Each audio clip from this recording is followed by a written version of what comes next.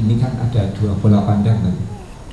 Ada dua pola pandang kalau Bante mengatakan bahwa pokoknya kita mengetahui meditasi itu basicnya begini, dilanjutkan itu sudah akan nanti pada akhirnya akan menuju ke hal yang baik. Saya tipe yang setuju dengan Bante, tetapi saya melihat di luar itu banyak juga yang bilang bahwa Vipassana itu butuh bermacam-macam pengetahuan. Rumitnya itu bukan hanya teori yang melandasi, tetapi tekniknya nanti harus begini, harus begini, harus begini, harus begini. Jadi saya lihat bahwa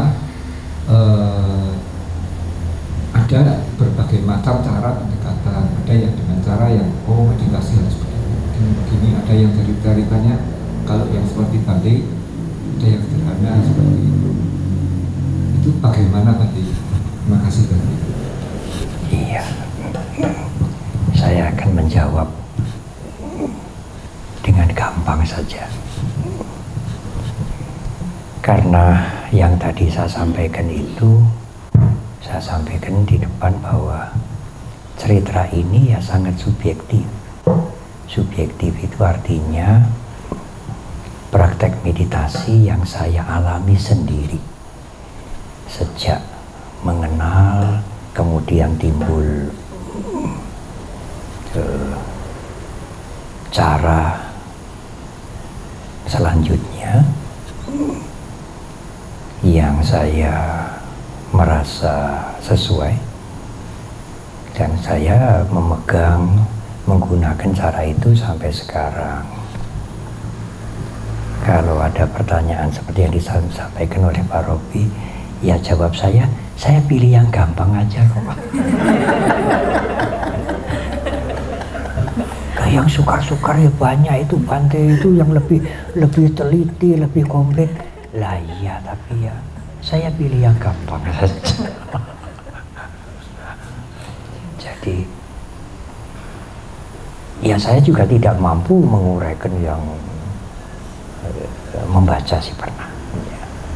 Vipassana Bhavana menjadi 4 tetrat, menjadi 16 dan lain-lain. Ya, tetapi saya tidak mampu menjelaskan itu dengan rinci. Selain ya, saya bukan ahli sutta, bukan guru meditasi, ya praktisi saja. Praktek meditasi, dan ya saya cari praktek yang gampang. Awalnya melihat orang naik sepeda itu ya tertarik, tetapi juga saya merasa sulit. Gimana 2 roda tidak ngguling, gimana? Gak masuk akal itu, 2 roda, apalagi roda sepeda itu tipis toh, tidak rubuh itu piye itu. Aku tidak masuk akal, saya tidak berani. Orang lain yang berani ya biar saja. Kemudian ya cobalah praktek.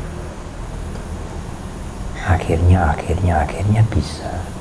Dan kalau sudah bisa naik sepeda, naik motor juga bisa ya. Naik motor itu lebih rumit dari naik sepeda toh. Ya saya tidak pernah naik motor, saya hanya naik sepeda. Ada gas, ada persneleng, ada, wah motornya makin modern, mungkin makin rumit begitu ya. Tetapi ya dimulai dari bisa naik sepeda dulu. Kalau naik sepeda tidak bisa, ujuk-ujuk naik motor ya sengsara. Apalagi motor itu berat. Ya, saya pribadi cenderung untuk marilah kita latihan meditasi yang gampang-gampang dulu. Harta pengetahuan meditasi yang diajarkan oleh guru agung kita itu begitu dalam, begitu luas. Bagi yang belum memahami mungkin begitu rumit. Ya kita menghargai. Itu adalah the treasure of Dharma, kekayaan Dhamma. Tapi untuk praktek ini ya saya lebih cenderung marilah kita praktek yang gampang-gampang dulu. Dari dari yang gampang-gampang itu nanti kita pelan-pelan bisa menjangkau yang lebih dalam. Terima kasih.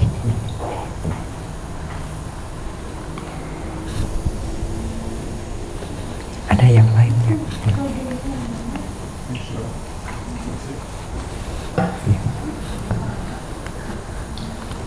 Terima kasih Bante.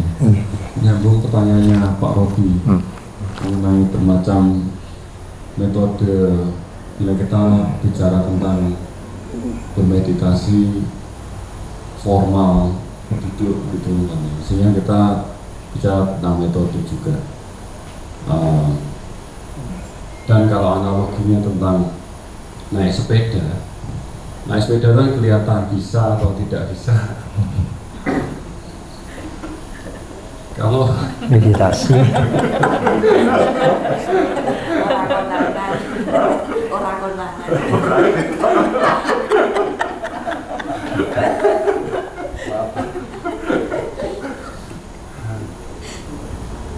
Kalau bisa ya berarti nggak ambil. Tapi kalau bermeditasi kan orang bisa merasa, wah ini saya udah bisa, ini udah pintar. Ternyata belum, Pak. Nah, apakah ada? Melihatnya bagaimana? Ya, Saya akan mulai dari agak yang jauh. Kalau kita memperhatikan urean-urean Dhamma, cukup banyak. Seperti Ajahn Chah. Dan banyak juga guru-guru meditasi ya, karena saya dari tradisi Pali Theravada ya, yang saya kenal dari dunia Theravada. Juga Bhante Buddha Dasa. Itu memang pendekatannya dan ureanya berbeda dengan guru-guru meditasi yang skolar seperti Mahasi Sayadaw. Bhante Mahaboa itu karena ada gelar Maha, beliau skolar sebetulnya. Maha itu bukan artinya besar, itu gelar akademik bahasa Pali. Beliau sering mengutip ayat-ayat. Tetapi Ajahn Chah hampir tidak pernah. Ajahn Chah hampir tidak pernah mengutip ayat-ayat bahasa Pali, Sutamana. Bhante Buddha Ghosa mengutip sedikit, sehingga mohon maaf, Bhante Buddha Ghosa Ajahn Chah ini dianggap ini rak bukan biku Theravada, ini biku Zen. Buddha Dasa, bukan Buddha Ghosa, bukan dia. Bhante Buddha Dasa Ajahn Chah ini nggak pernah ngutip suta-suta, ayat-ayat, teorinya begitu apa detail. Ini bukan Theravada, ini metodenya, ini Zen. Ya, dan Bhante Buddha Dasa juga merasa itu suatu ketika beliau mengutip ayat dan kemudian menjelaskan Anapanasati juga. Beliau mengatakan supaya saya tidak dianggap menyimpang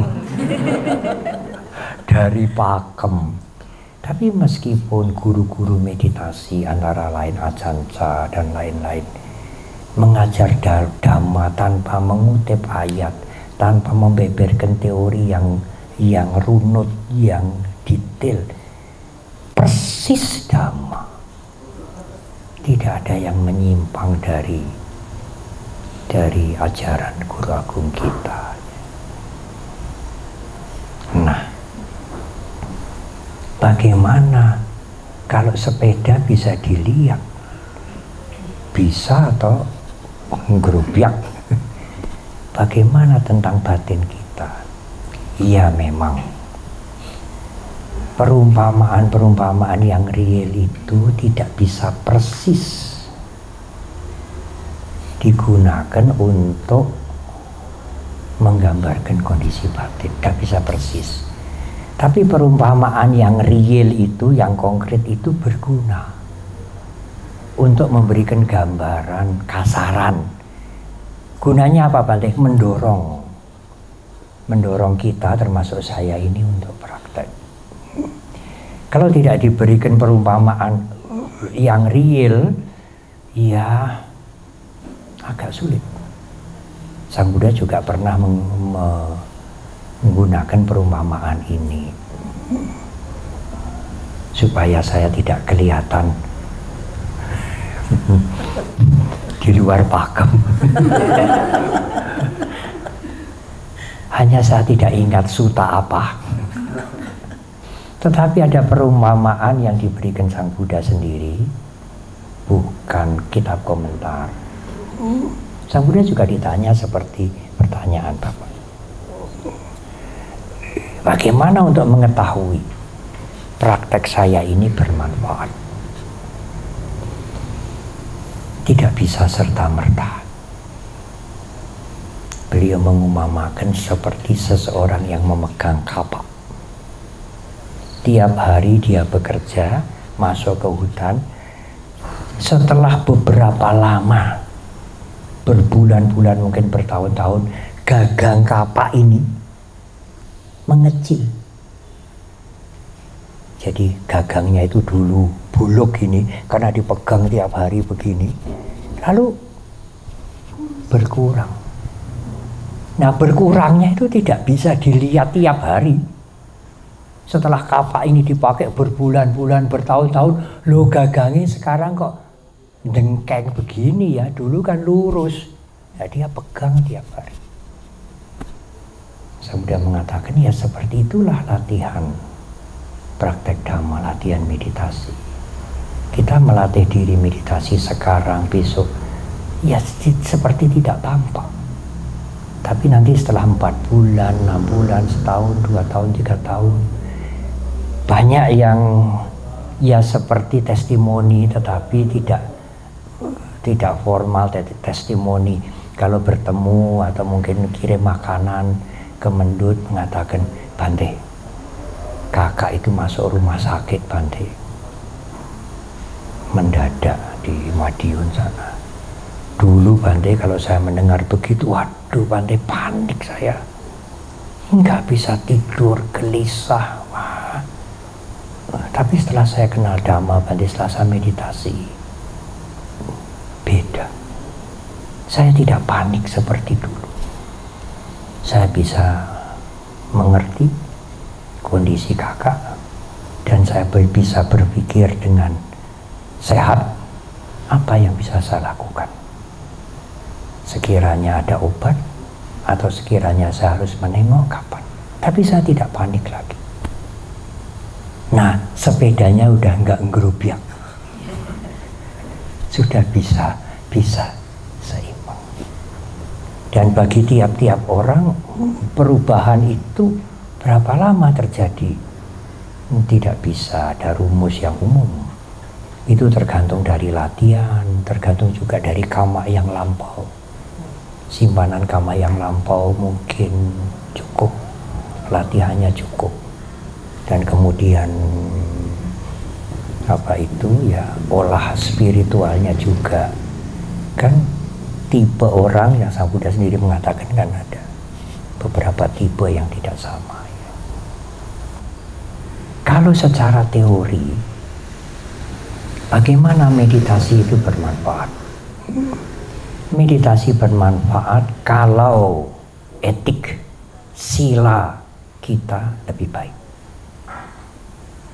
Karena di dalam Dhamma disebutkan dengan sila yang baik, meditasi menjadi lebih baik.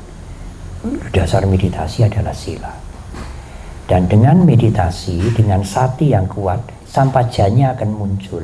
Sampajanya itu bagian dari panya, yang bisa memberikan pertimbangan kita, bisa memberikan wawasan kepada kita untuk memberikan respon, mengambil keputusan dengan bijak.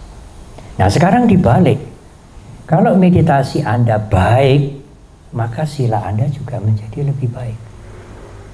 Karena etik perilaku itu muncul dari dorongan pikiran kita. Kalau pikiran ini lebih tenang, lebih bijak, kesadaran lumayan lah, maka keinginan untuk melanggar sila, untuk berperilaku yang buruk itu akan berkurang. Mulut juga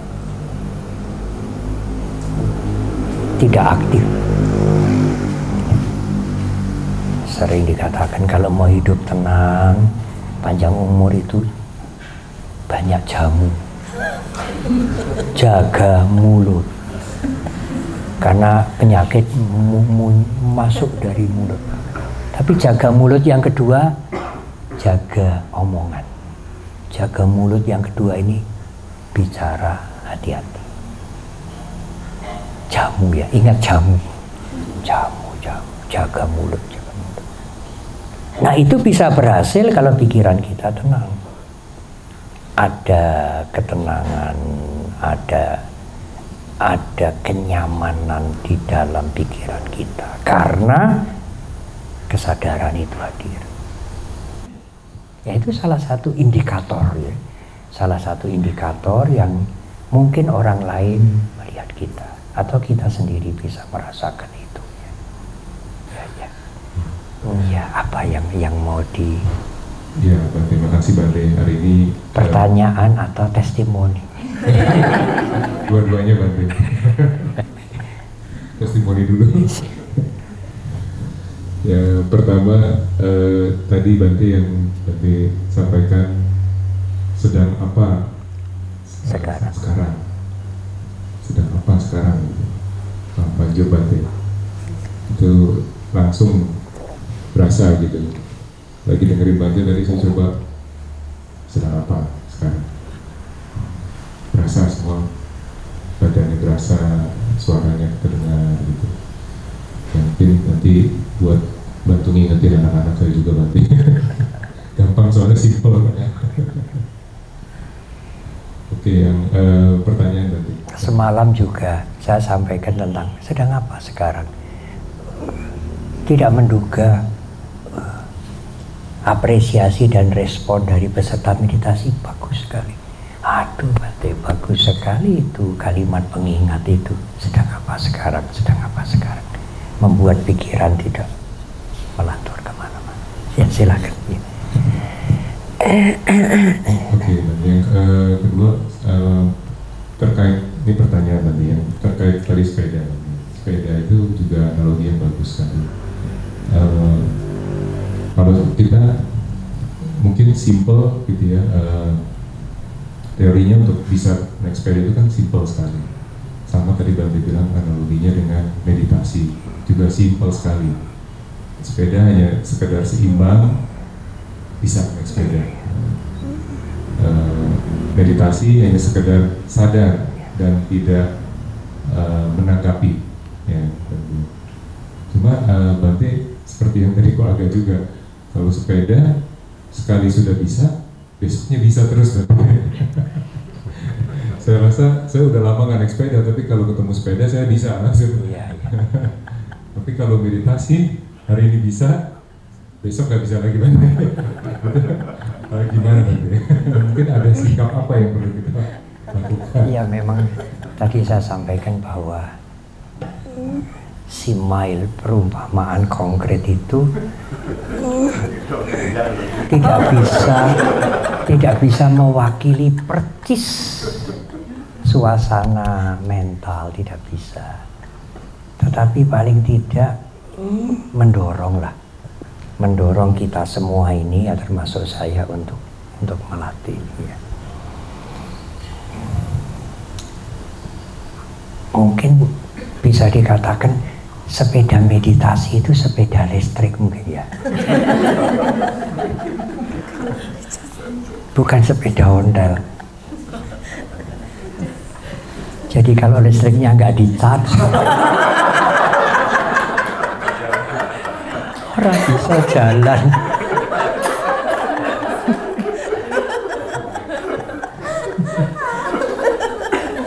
Sang Buddha juga pernah memberikan perumpamaan begini. Pikiran kita itu seperti angon sapi juga. Sapi-sapi yang baru itu harus digebuki keras. Wah, kadang-kadang pakai ikat. Nah, demikian juga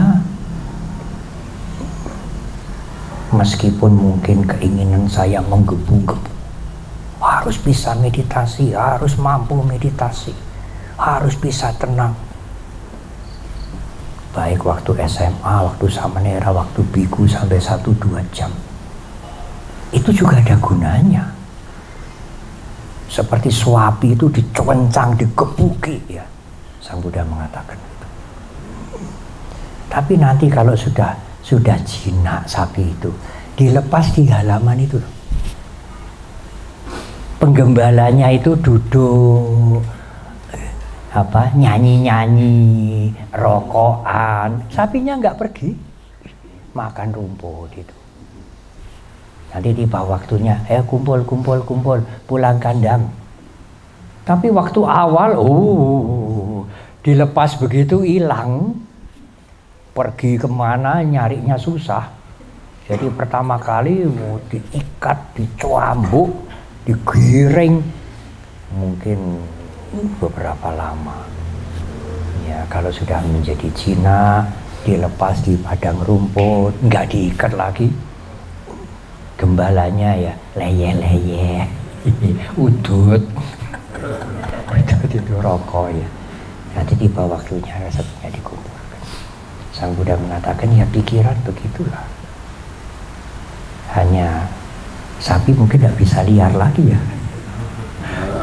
Kalau pikiran sudah jinak bisa liar lagi ya. Itu sapi pikiran itu memang kukuai itu. Jadi kalau ibu bapak suatu ketika, saya perlu Bante memilih meditasi yang keras dengan guru yang keras, enggak yang gampang-gampang kayak Bante Panya ini, enggak cocok lah saya. Silakan, Anda perlu yang keras. Sapi yang liar ini harus keras Bante, harus ada jadwal yang ketat, duduk lama, konsentrasi ke nafas sesuai dengan tahap-tahapannya. Ya,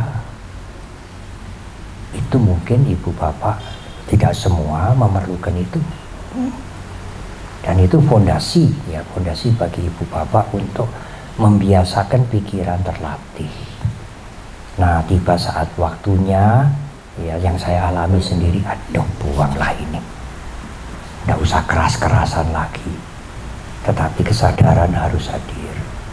Semakin sering hadir. Bante yang masih duduk meditasi jam-jam tertentu, ya iyalah. Tiap pagi saya meditasi, pagi malam.